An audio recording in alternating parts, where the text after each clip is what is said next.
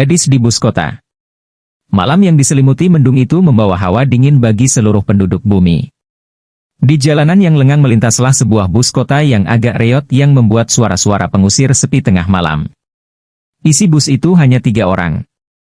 Supir yang fokus terus ke jalanan, seorang pemuda usia akhir 20-an, dan seorang gadis belia, sepertinya masih SMA.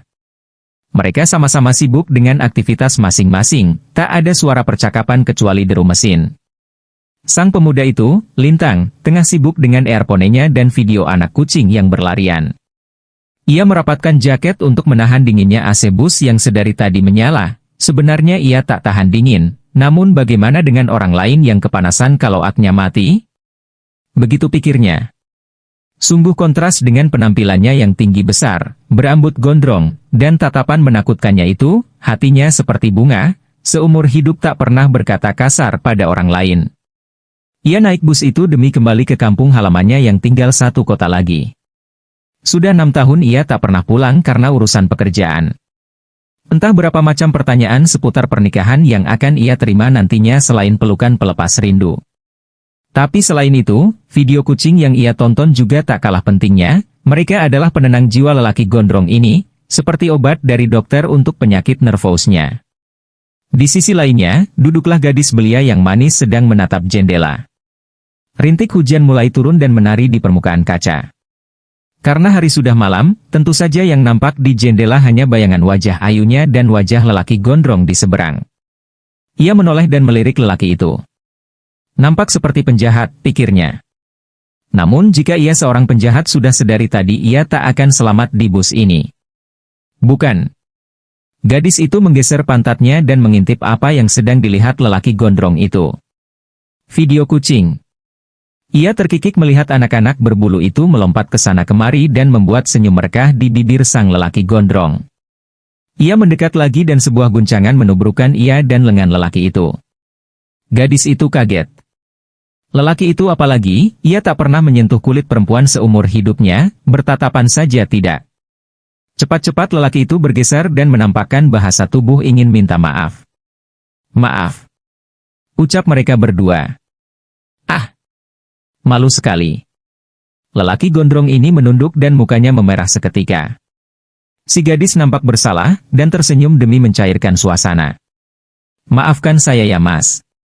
Lintang mengangguk sambil tersenyum kaku.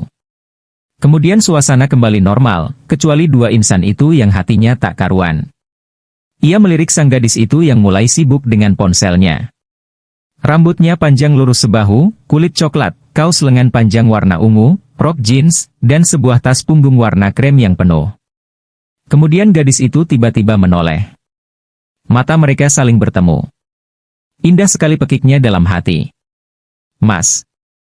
Gadis itu mendekat dan mengulurkan tangannya sambil tersenyum, Wulan. Tanpa ia sadari tangannya menggenggam tangan gadis itu, Lintang. Hihi. Masnya lucu deh. Pias. Pipi Lintang memerah. Baru kali ini ada gadis yang mengajaknya bicara. Kemudian ia menyadari bahwa 1 menit lebih ia berpegangan tangan. Maaf ya mbak. Gak apa-apa kok. Masa dari tadi kita maaf-maafan terus? Gak ada topik lain? Kucing misalnya? Kucing. Aduh. Haha. Wulan memegangi perutnya, sepertinya itu jawaban saya kenapa kita bisa tubrukan tadi.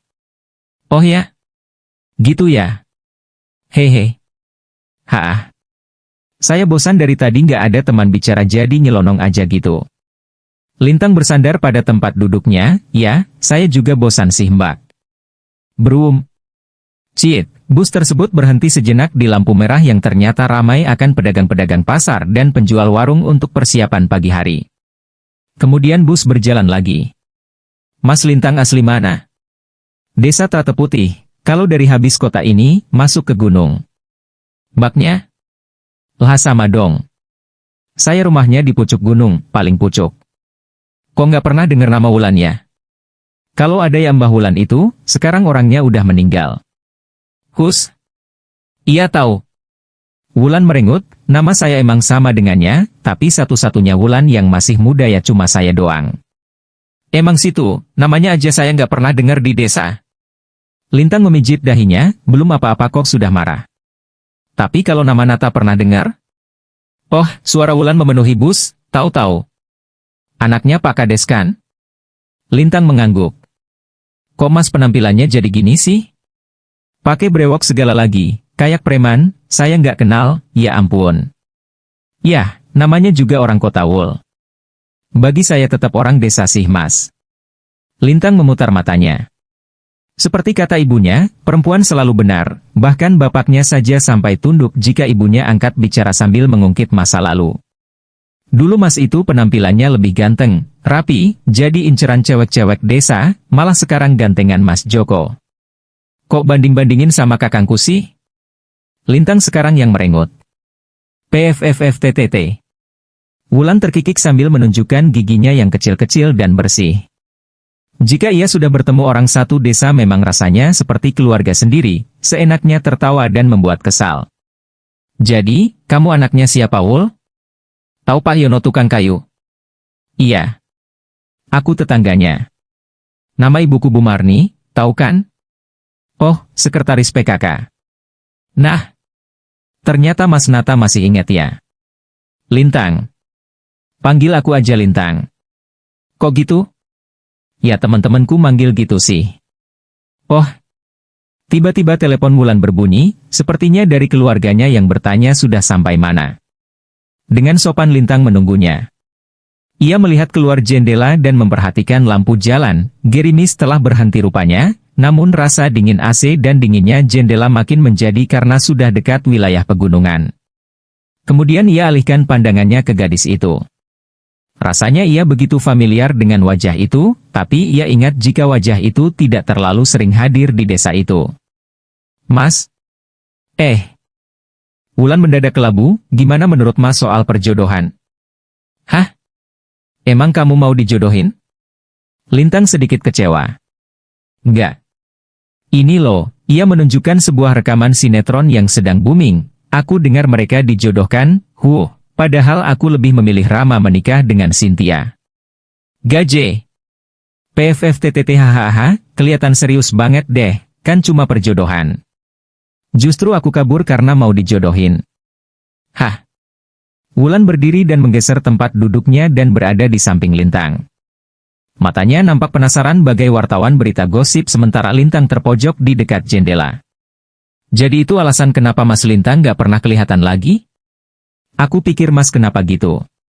Iya gitu. Wulan memperbaiki duduknya, bukannya kepo nih Mas. Aku kepengen tahu kenapa Mas menolak perjodohan itu? Ya itu kepo namanya. Terus kalau Mas kabur, ngapain aja di kota orang? Ya kuliah, kerja, cari kesibukan lain. Gak pernah pacaran gitu? Kan biasanya kalau menolak perjodohan itu bisa jadi ada orang yang dia cintai. Aku belum pernah jatuh cinta sih. Jatuh dari tangga iya. Terus Mas itu doyan sama wong lanang juga? Lambene dijaga ya? Masih suka sama cewek lah. Ini kamu deketin gini aku keringat dingin loh. Lah pengakuan. Ngapain sih deket-deket? Haram. Padahal tadi salaman aja mau, Ustadz gak jelas. Ya. Udah sana. Santai Mas. Wulan pun kembali ke tempat duduknya. Hening. Mas. Apa? Lintang masih agak kesal. Sebenarnya aku juga takut kalau pulang terus dijodohin. Ya kabur. Gak bisa gitu. Nanti malah ibuku yang digosipin orang. Kasihan. Ya kan demi kebahagiaan sendiri masa gak boleh bahagia? Ya Mas Lintang enak orang tuanya terpandang, mana berani digosipin? Wes. Malah bahas privilege. Ya bener dong, malahan setelah Mas pergi jangankan menghujat keluarga Mas, orang-orang aja pada bilang kalau Mas itu simbol cinta sejati yang menolak perjodohan. Hah? Julukan macam apa itu? Ya pokoknya gitu. Coba kalau aku yang kabur, pasti dicap anak durhaka, ibunya digosipin sampai pindah rumah. Itu kan kalau kamu dijodohin. Overthinking sih. Ya gara-gara bahas perjodohan. Yang bahas siapa?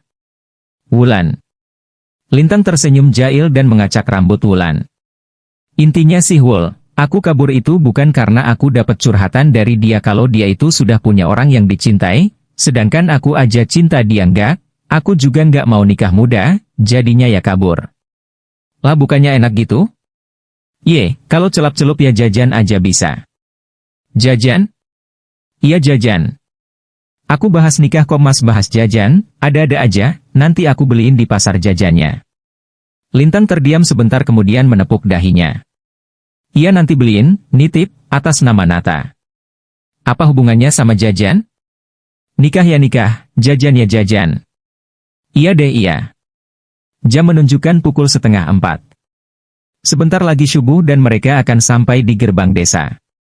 Mata Lintang mulai memberat tapi terbuka lagi setelah mendapat cubitan di lengan. Apa? Bentar lagi sampai kok tidur. Ya ngantuklah, semalam suntuk diajak ngobrol. Lanjut dong soal masalah perjodohan itu, masih penasaran. Lintang mendelik seketika, awas nanti kamu kulamar kalau sampai ngelanjutin obrolan tadi. Ah gak mau, mau sama Mas Joko aja. Mas Joko udah nikah. Jadi istri kedua. Aku cukur jadi ganteng awas ya. Ih. Serius amat. Wulan cemberut 5 senti. Umurmu berapa? Gak sopan nanya umur. Umurnya berapa tante? 20. Lah cukup dong kalau kulamar, kamu 20 aku 28. Hilih. Kinil. Mulutnya. Lintang menyentil bibir Wulan. Iya. Iya. Bercanda kan tadi? Bercanda nggak ya? Maas. Hahaha. Bus melaju melalui jalan lika-liku di pegunungan. Suara adzan mulai terdengar di ujung sana. Bus berhenti di gerbang desa dan menurunkan 2 orang ini. Bapak dan Ibu Lintang serta kakak Wulan telah menunggu di depan gerbang. Sebelum turun mereka mengambil barang mereka sembari mengobrol sedikit-sedikit. Duluan ya Mas Lintang, Pak Kades, Bu Bidan. Wulan pun berlalu menaiki motor bersama kakak lelakinya. Sementara itu, ya Allah le, cukur besok cukur, teriak Ibu Lintang. Anaknya pulang kok gitu sih Bu? Bu, anakmu sehat walafiat ini. Lintang hanya tersenyum kecut mengingat ia begitu sayang sama rambutnya. Setelah berpelukan mereka pun masuk mobil dan pulang bersama. Asik ya tadi satu bis sama si Gembrot? Tanya ibunya sambil tersenyum. Gembrot? Namanya Wulan Bu, orangnya juga kurus. Iya dulu si Gembrot, kamu yang kasih julukan itu ke dia, anaknya Bu Marni. Dia Gembrot yang itu? Yang item dekil kayak tanah sawah itu? Anak wedokra diurus iku? Lintang mendadak kaget dan memori masa lalunya melayang. Sekarang anaknya cantik loh, bapak mau jodohin. Pak. Lintang merengut. Ya kalau kamu cinta, hehe. Sambung bapak. Nikah ya le. Kata ibu. Aku minggat lagi loh. Ya ampun bercanda, kata ibu. Tadi panggil kamu pakai nama yang spesial oh, Lintang. Cuma Mas Joko lo yang panggil kamu begitu, ada apa ini le? Bapak makin menggoda Lintang. Pak aku balik ke kota aja. Hehehe. Udah sholat dulu yuk. Tuh ada si Wulan juga, imamin sekalian. Kata bapak. Bapak. Mungkinkah karma? Mungkin. Mobil berhenti di pekarangan musola dan seluruh penumpang turun untuk mengambil wudhu. Lintang berjalan menuju tempat wudhu dan berpapasan dengan Wulan lagi. Mata mereka bertemu, namun kini Lintang yang malu karena ia pernah mengatai gadis manis ini Gembrot dekil. Wulan tersenyum dan berjalan melaluinya. Wul. Iya? Hai lagi. PFFTTT. Udahlah, sholat dulu, nanti kita sambung yang tadi. Gak gitu maksudnya. Oh. Jadi aku yang harus ngelamar duluan gitu, tanya Wulan sengaja dikeraskan. Gue tandai lu ya, kata Lintang dengan nada kekotaan lalu keburu kabur ke tempat wudhu karena malu, meninggalkan Wulan yang tertawa. Wulan lalu berjalan masuk ke musola. Beberapa mie. Semua orang kembali ke rumah masing-masing, kecuali para petani dan orang-orang yang bekerja di pagi hari, tak lupa para anak sekolah yang lalu lalang di jalanan. Sembari menikmati pemandangan desa di atas motor kakaknya, Wulan mengingat-ingat sebuah peristiwa antara dia dan Mas Nata, alias Mas Lintang, karena maunya dipanggil begitu. Beberapa tahun sebelum Lintang pergi dari desa. Dasar gembrot, teriak Lintang. Sambil merengut Wulan berteriak, hei kalau aku cantik nanti Mas Nata yang jadi suamiku. Karma selalu berlaku. Mana mungkin kamu jadi cantik embrot? Gak bisa. Awas ya. Kembali ke masa sekarang di atas motor. Ia sudah sampai di rumahnya, ibunya menyambut gembira dan mereka masuk ke dalam. Wulan menaruh barang di kamar, dan duduk di pinggir kasur sambil melihat sebuah foto seorang Lintang ketika masih belum gondrong. Ia tersenyum sambil memandangi cinta pertamanya itu. Dalam hati ia berkata, Mas Nata atau kupanggil Mas Lintang, kamu kena karma, sekarang nikahin aku. Tamat.